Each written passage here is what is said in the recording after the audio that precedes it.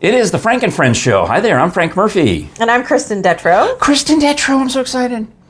Oh wait, is it Kristen or Kris?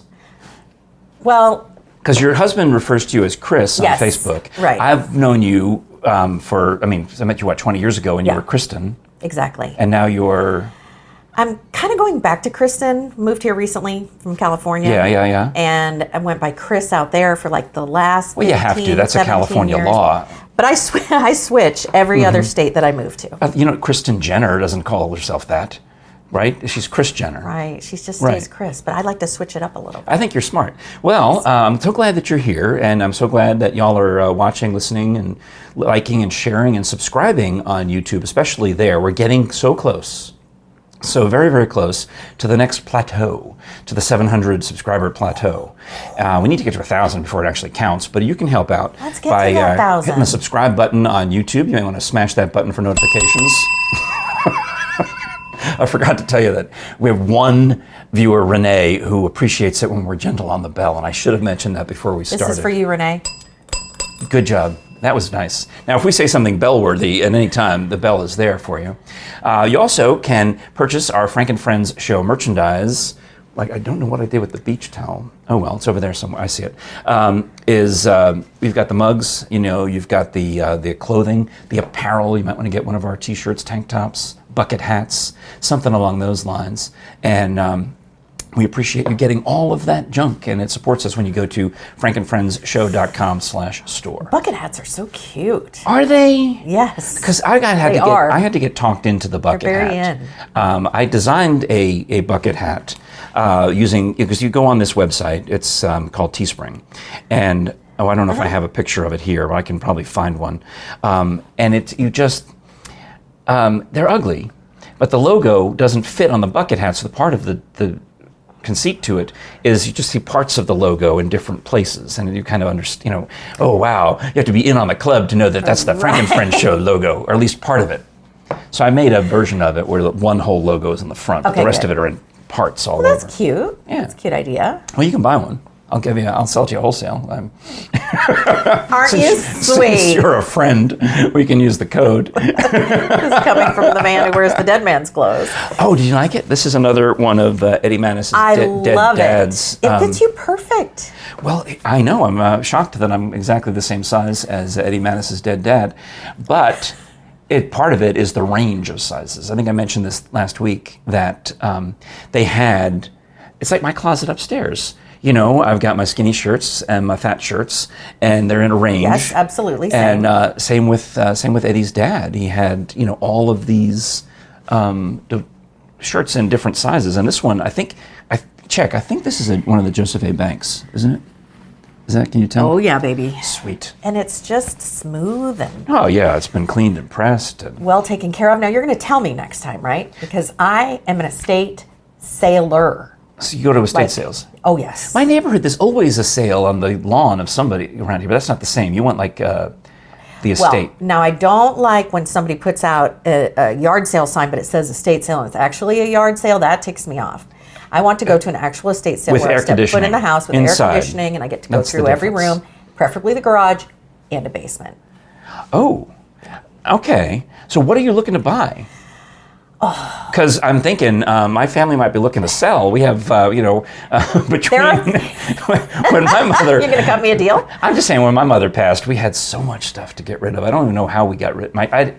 My sisters took care of it because it was 500 miles away up in the D.C. area. It's difficult. It's a hard thing to do. I collect certain things, which is for a whole different day. Yes.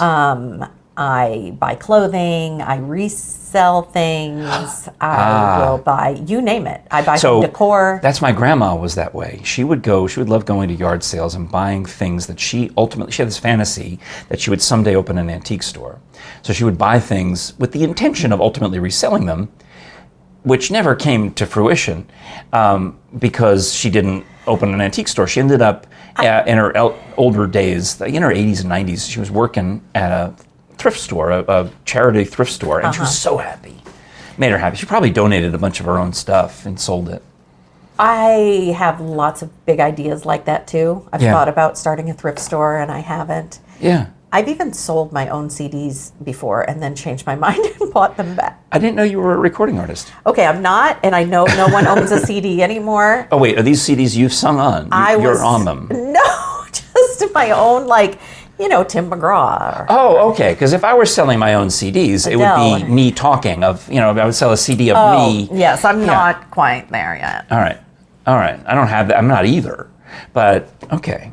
So, I'm ultimately thinking I've got to finish writing a book, for example, and I've got to sell that somehow. So I could have a yard sale and sell those. I could say, come get a signed book. I'll just sit out front. Well, are you writing a book? I started it when I lost a radio job in September 2020. Okay. And my first reaction was, I'll show them. But no, I had time. I had no idea of what I was going to do. I mean, it's September 2020. Sure. My mother had passed away 2 months before. It just was a lot of uncertainty as to what I was going to do. And I started writing. And then ultimately we ended up starting the first version of this podcast. So that took all my focus away from the book. Okay. And I've loved the podcast, and we racked up episode after episode, and I got better at doing it, I hope. At least you saw it. I mean, it takes me still forever to set up all the equipment. No, it was no time. But I figured out, it's different than when we started. So I was, Tim Coleman, my friend Tim Coleman, who used to be in the cast of Sweet Fanny Adams, was here sitting in that chair, and he shows me that he wrote a book. And he says, well, if you're not going to do it now, you're never going to do it. And I'm like, oh. I said, Tim, I wrote 35,000 words just during the first two, middle of September. It seems like a lot. I don't know. I think I've spoken 35,000 words since I woke up this morning. Yeah. Just ask my husband. All right. Well, I thought it was a lot. So to me, it sounded big. You have to get to like 50,000 to make it book worthy. Okay. But now I wrote 3,000 more, so I'm up to 38,000 words. And I think if I just keep going, maybe I can self-publish the way Tim does. Yeah. And he sells them at, gift shops and tourist places in the Smokies and things like that. You got to do this. I'm going to be your accountability partner. Please, thank you. I would appreciate that. Because it's mostly stories about my radio career, mostly. But, there'll be a story about, I told you the story of Dead Mo, the tortoise, when we first sat down before we started recording, because I've told it on the show enough times that... I love Dead Mo. But we can there'll be a Dead Mo chapter in the book. We'll have, that kind of stuff. Yeah. I think that's a fantastic idea. And, of course, I'd read anything about your radio shows. Well, you're an avid reader, though. You're good, right? I like to read. I don't read as much as I used to. Have you read, you like Dr. Bass. Have you read the Dr. Bass, Jefferson Bass books yet? Oh, yes. Okay. Oh, yes. Because that's one of the things that I can do is my Susan, who runs his book signings, is like, if you wrote a book, we could sell a couple of copies, while we're all here anyway. Okay. We've got everything set up. We just don't have a book by you.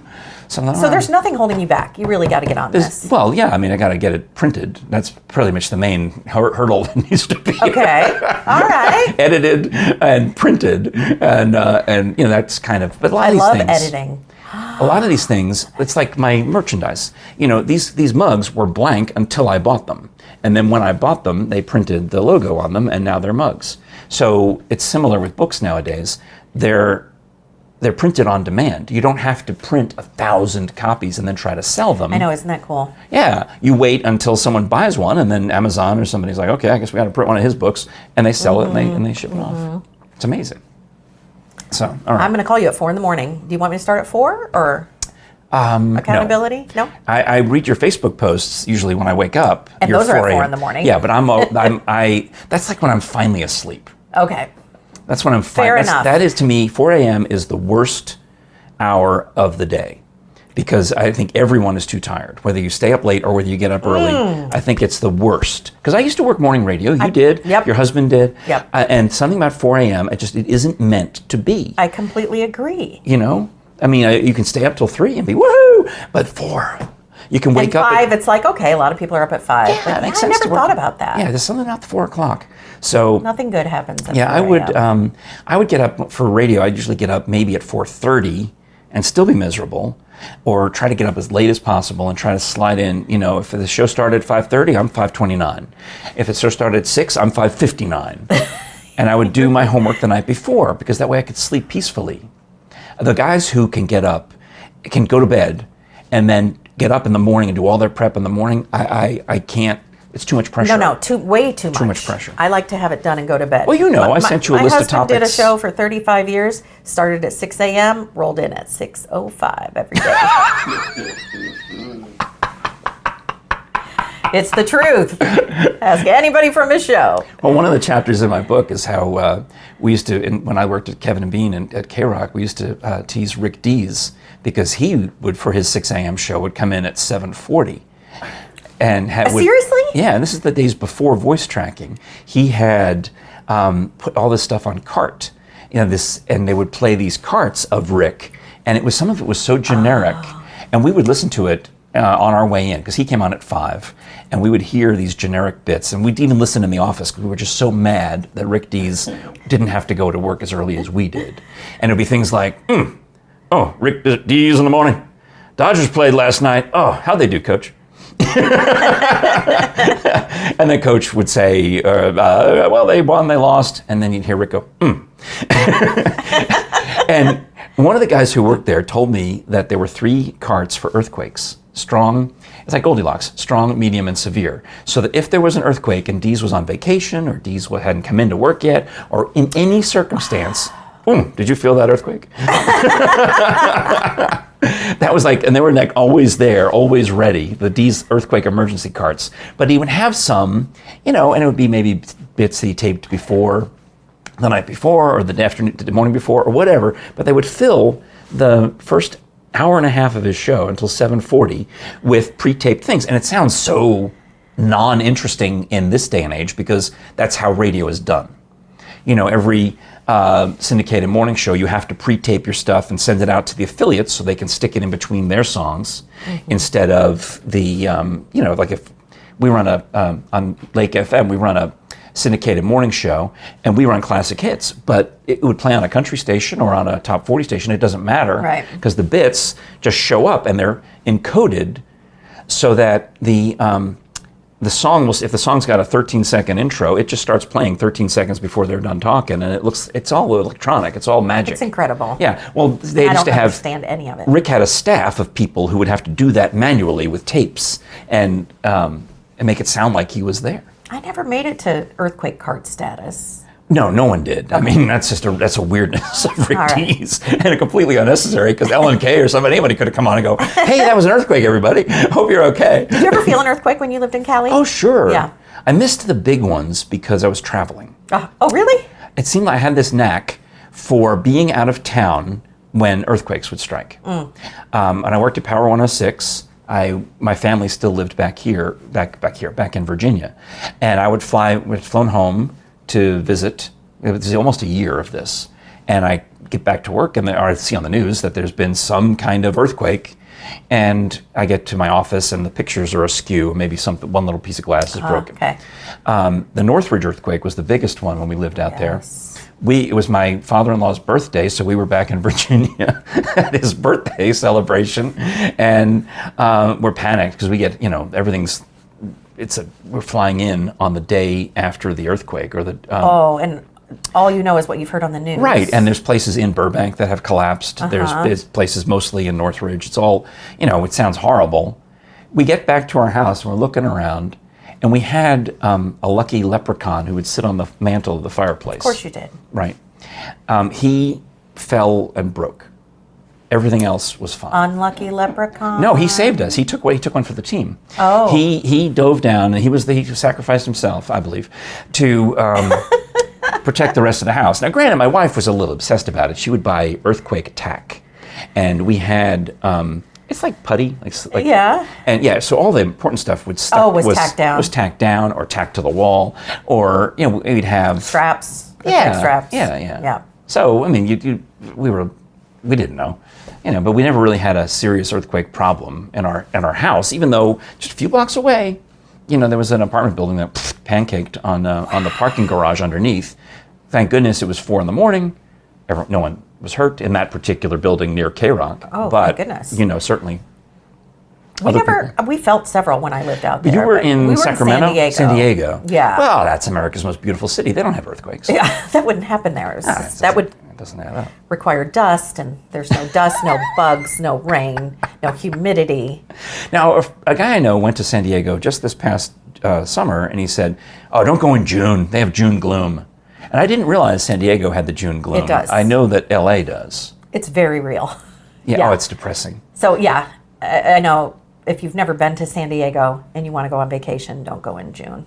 Yeah, it's just this fog that rolls in from the ocean every day, and you're just waiting for it to burn off, and you want to go out and feel like it's beautiful and sunny. You go to California for the sun, not for the fog. It's called the marine layer, which sounds beautiful. No. It's not. They're terrible. Well, have you ever been up to the Washington, D.C. area? Because that's where I lived there for many years. My kids lived there, and grandkids lived there. And it's also where my friend Maureen has the Middleburg Barn at Fox Chase Farm. Okay. So she's one of our sponsors on the show, and we advertise her beautiful barn. She built it 5 years ago using the old methods of mortise and tenon. So there's no nails anywhere in this barn. And then she decked it out with Swarovski crystal chandeliers and dance floors and a stage and air conditioning with the ultraviolet light cleansing the air and the HVAC system. And you can throw open the barn doors and look at the Blue Ridge Mountains. And it's on her working horse farm where they have, I don't know what to call them except jumpy horses. The ones that... Equestrian? Yes, and people go there and and train their horses or they practice. There was a former Olympian who lived in the neighborhood. He used to come over and he was like 90, so he's dead now. But he used to come over and... Do you wear his clothes? He was so skinny, and it was a slight man. I met him. Right. He was, I think his name was Joe something. I'll have to look it up. But he was famous in that area. From being in the Olympics in the 30s or 40s, right? Cool. So this equestrian Olympic champion who lived in Middleburg, and he would come over with his tiny little clothes and his tiny little body and his tiny little everything, and he would get on the horse and just at age 80 plus and go jumpy. Well, anyway, so that's where this is. I've seen pictures on Facebook of brides and grooms who apparently just have a horse come by the wedding, because I guess you could if you wanted. Sure. Have you not seen Napoleon Dynamite? It's been I saw, this is a side note, I see a lot of movies in the theater and then never watch them again. Okay. Well, so that's one of them. Some night where Jerry and Jeff, go ahead. No, I saw it. There was llamas. There's a white and wedding stallion in Vote it. for Pedro. Okay, I forgot about him. Yeah. Well, anyway, you can so they have horses. They have a cottage, like Airbnb on the farm that you can rent out or use it as your bride's room. And when you book the place, you book it for 12 hours. They don't double book. So if you've got it, you've got it. You've got it. You've got the Middleburg Barn for the whole day, and it's great for fundraisers and reunions and obviously weddings, any kind of nice event where you want to have just this big space that could put up to 400 people in there if you wanted. Let's have a fundraiser to raise funds to print your book. And Maureen will be in that. Yeah, Maureen, we're talking to you, Maureen. We're coming up. I'm sure Maureen loves the fact that you're referring to the horses as jumpy jumpies. Well, I mean, I referred to her swans, Fred and Ginger, as the nasty, because they're hissy swans. They're they're beautiful. Yeah. Fred and Ginger, but they hiss and they're mean creatures. But they swim around. But they do a good job of swimming around in the pond while you're getting married, looking beautiful. I want That's to their whole go job. to this place. I can envision in my mind already. It is 50 miles outside Washington, D.C., Route 50. So if you're in Washington, D.C. You could do D.C., and then you could go to the piece of the barn. Here's a hint. New York Avenue is Route 50. Okay. So you can take it one way out to Ocean City, Maryland. Okay. You can take it the other way to Middleburg, Virginia, and the Gotcha. horse country, the hunt country of Loudoun County, Virginia. They've got all these themed pubs, and it's just wonderful. Oh, I love themes, and I love Airbnbs. Everything's about this great. I am petrified of horses, and this is for another day. Then don't look at a horse. Well, I have on my bucket list that I'd actually like to get over my fear of horses. It saes that on my bucket list. So another time we can talk about Well, that. Maureen could help you with that. Maureen She's could help. She got some of the most... I'm coming, Maureen. We're coming. It's going to be no problem. So look them up online at themiddleburgbarn.com, or I should probably have pulled up the phone number by now, but I can tell you that it's area code 540-687-5255, The Middleburg Barn. Look at these pictures. I mean, come on. It's amazing, isn't it? That makes me want to get married again. Well, you don't have to. You can have a Kinda. fundraiser, a corporate event. Okay. You can have whatever, Let's have a corporate event. Yeah. I'm so corporate. So You know me. So speaking of travel, and that's the D.C. area. Yeah. But I do a lot of the Smoky Mountain travel videos, as you know, Yeah, the Seymour they're so Smokies cool. videos. Well, my wife wanted to do something. She had a day off, and she's like, "Can we go do something that isn't one of your videos? Because usually I drag her along and I bring the camera and the microphone so we make it into she a just work wants to hang with her husband. a work event. So we were trying to think. She said we could go hiking in the mountains, and of course I started thinking, well, if it's the Smoky Mountains, I could bring the camera. And she's like, so I said, all right, here's what we'll do. We could go the other direction. We could go to like Frozen Head State Park, which is very beautiful. It's in Roane County, I think. Or I've driven past it, but we could go. It's not. Jerry and I went for a walk there once before. It's lovely. Or Brushy Mountain State Penitentiary is near there, right? So I said that's something I'm interested in doing. We can just go as tourists and we can take the tour at Brushy Mountain Penitentiary now that it's closed. The end of the line, they call it, and it's a famous prison. But it's like going to Alcatraz. It's like this old, creepy, rundown. It's so cool. Oh, so you've been? Yes, we just went. Oh, it's something else, huh? They have this whole museum area where you've got the shivs and you've got the Bibles that have been cut out to smuggle drugs into the weapons. Prisoners. Yeah, weapons. Into the books. Yeah. And I'm as amazed by the shivs that they're able to make, the knives and weapons they're able to make from the stuff that's already in their cell. Like they would cut the bed, the cot. They would manage to break somehow, I don't know how. The mattress off the box spring. Or the frame, the metal frame of it. They have one on display with arrows pointing to, see this part that's missing? They made that into a weapon. Everything's a weapon. Love me a good shank, Frank. That's a part of the Paul Simon song. I recognize it. No, we just went. We took our daughter. Give him the shank, Frank. So did you know? I don't know if you did this when you went there, because some people go and just do the tour at Brushy and don't realize that you can take a tour for free. Oh. And we did the self-guided tour. Okay, the tours are given by the former prisoners. Prisoners? Yes. Okay, we watched the video from the prison guards, and we had no idea what they were saying. Okay, their accents were so thick. I mean, they didn't. We wanted to turn on we normally turn on closed captioning for like British shows. I needed captioning for these dudes. These from the prison town there in Roane County, where the whole town was prison. Everything was prison this and prison that, and the whole industry. Right. People would come. This is how prison this town was. You could get your laundry done, like instead of taking it to Prestige Cleaner, where I got this shirt, you would just take your regular laundry to the prison, and if you lived in the town, it was on the sign, if you lived in the town, you could get your laundry done alongside the prisoners for free. Granted, you might end up with a black and white jumpsuit by mistake, or if your socks get mixed matched, you're going to get a prison sock. Hopefully you look good in stripes. Yeah. So we just took our daughter, Mia. Yes. And just to scare her, that's what you do. I was thinking of bringing the grandkids there and telling them I was going to leave them. She's not into real scary things, so we went during the daytime, and our tour guide was George. Oh. Let me just tell you what George former prisoner did George. To get into the prison. Yes. So he was he's this little kind of scrawny. I just want to paint the picture. Rough-looking guy, so nice, thick accent that I had ever heard, and I'm good with accents. Yeah. I like to think I'm good with accents. It was rough. He, I forget the town. It was a town nearby. Right, I can look it up. Decided a few years ago, several years ago, that he was going to blow up a safe inside a country club to get a little cash. Was it Petros? Petros, maybe. Yeah, that's the town where all the prison guards and everybody worked, yeah. So there's a country club. Then it probably wasn't Petros. It's not Petros, yeah. There's country. He ventured out. And there might be Petros. also clubs. But there's no country club. Country club in Petros. So he goes to the country club. He had no experience with explosives. And he blow up the safe. Blows up the safe, but ends up blowing up the entire country club. Hot dog. So George did some time at Brushy Mountain. He was the coolest guy. He has changed his life around. To the point where he goes back to jail for... He stays at the local fire department a couple days a week so that he can be up there to do his little volunteer gig, giving tours. All right.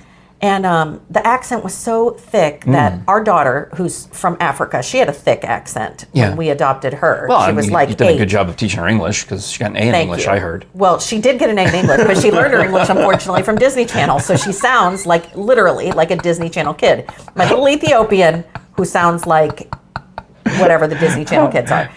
I can picture Hannah Montana and all Yes, those other. yes. Oh, I have a story about her and Hannah Montana for another day for you.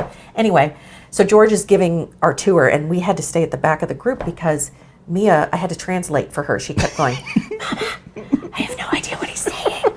In her perfect English.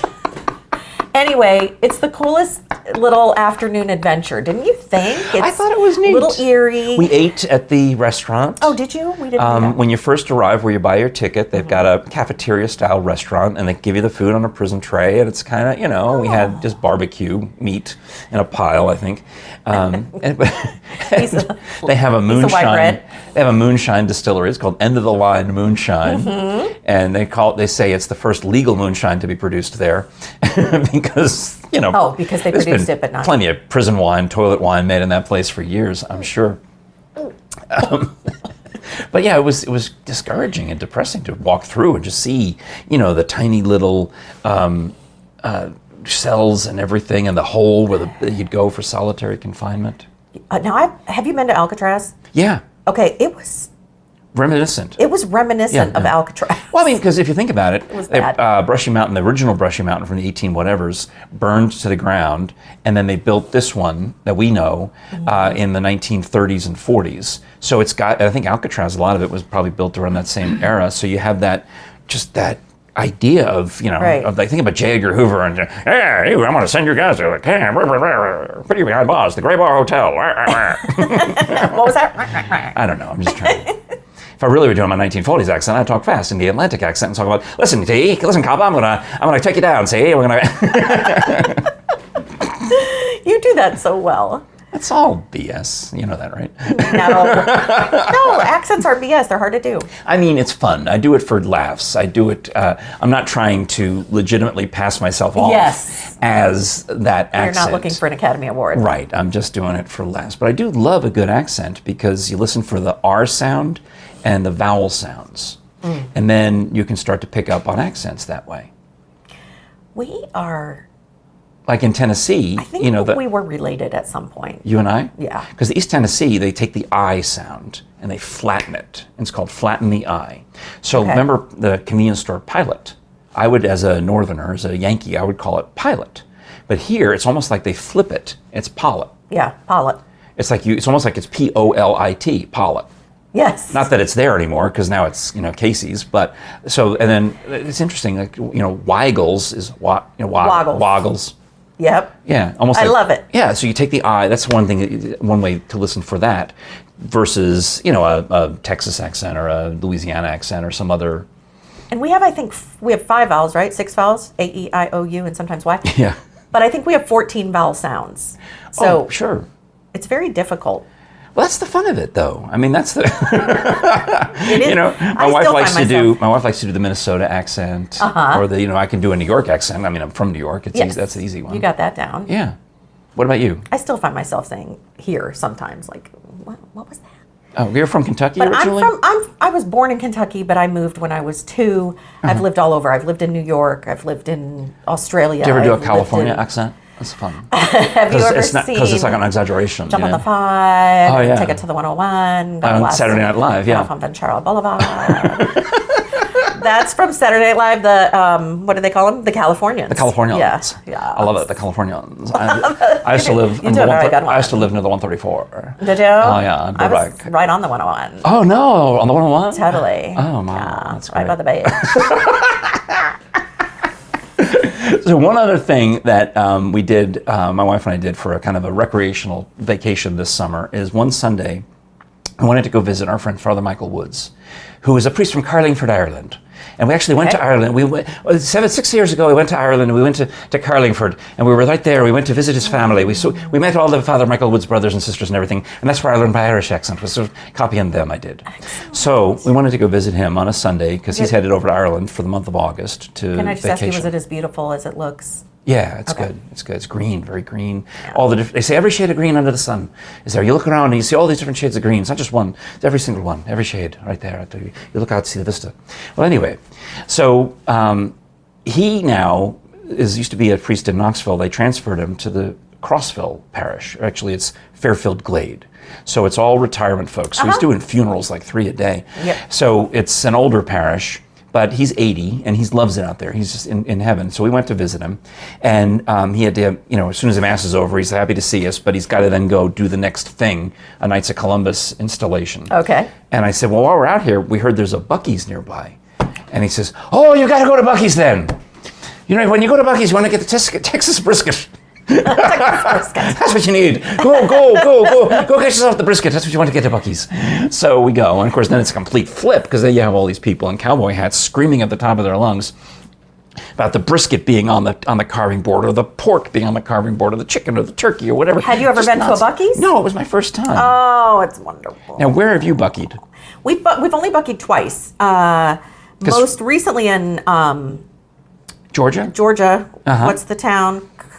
It's the close. There's the two closest ones are the one in Georgia on like 75, maybe? Calhoun, Georgia. And the other one now on I-40 in Crossville. Has that one opened yet? Crossville has. That's where we went. It has? Oh, that's what you just said. Yeah. But it was insane. First of all, all the other truck stops nearby, you wonder, why is nobody going to those? And everyone is just going to Buckies.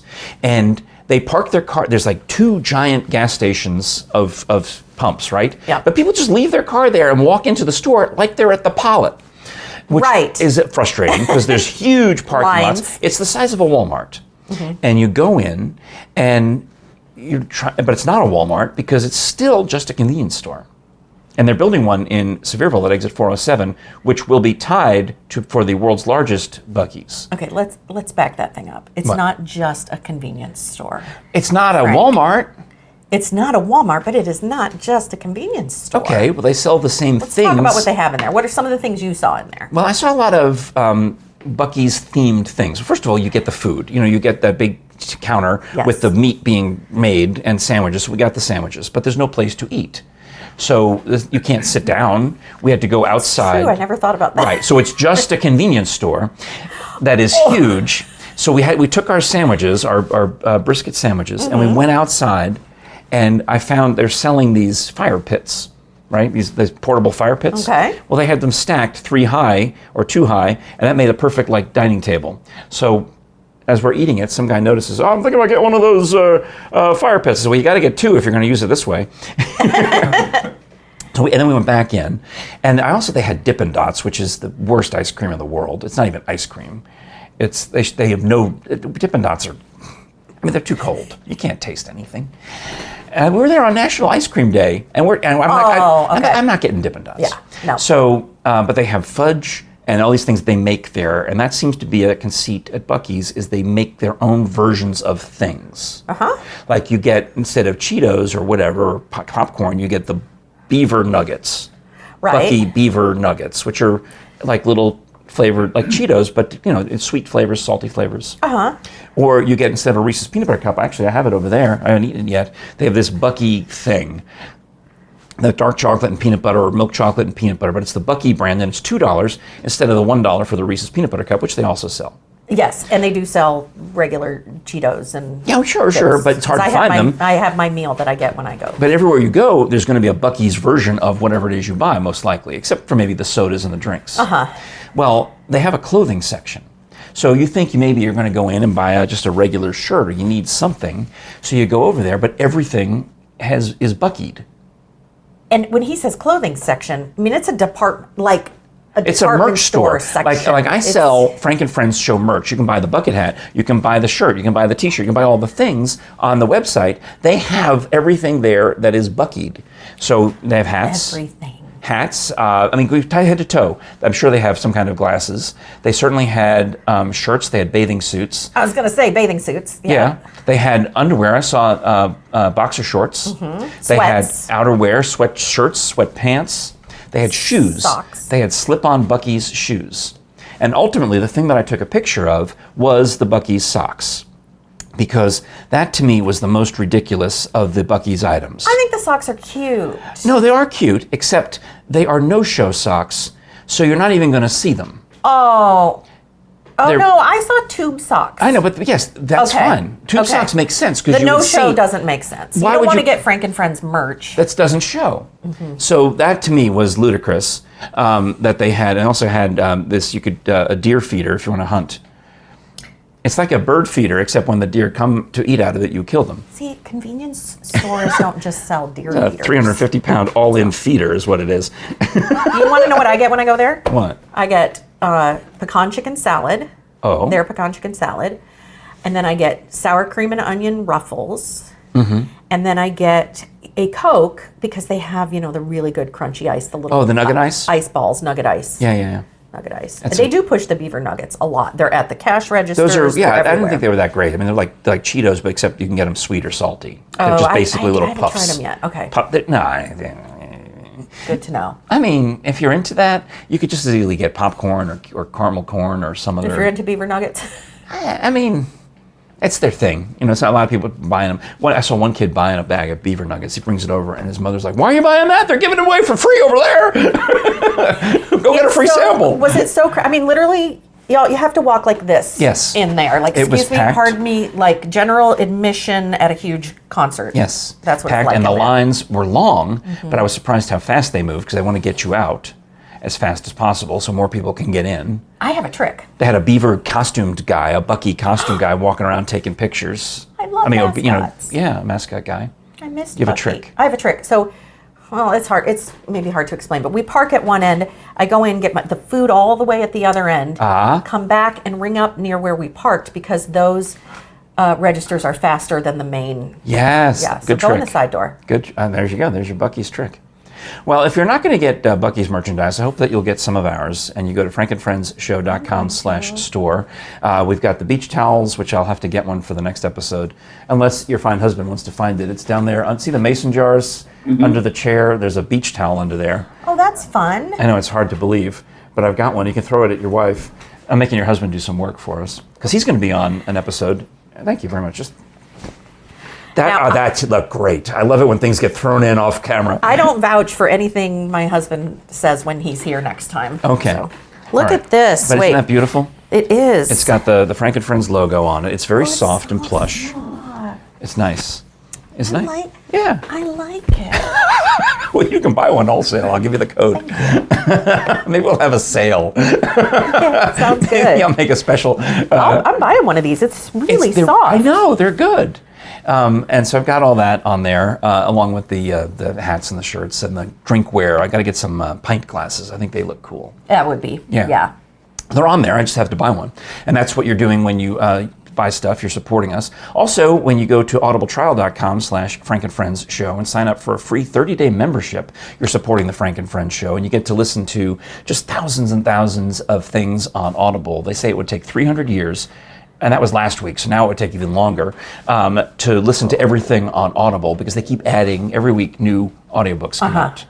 And they're long, you can listen to them for hours on car trips. When you're going to Buckies, for example, you could listen to Audible the whole way there. We do, actually. And whether you're listening on your phone or on your Amazon Alexa or your Kindle, whatever device, it doesn't matter, it remembers your spot. It syncs up. It saves your space across devices. That's fantastic. So, across the devices, no less. Yeah, because it's what you're logged into your Audible account. And in fact, certain books, if you buy the Kindle version of it from Amazon, they have a thing called Whisper Sync, where that'll sync up with your Amazon. So if you're reading part of it and then you want to listen to part of it, it'll remember your spot. It's called Whisper Sync. I know, it's amazing. I know. It's the future.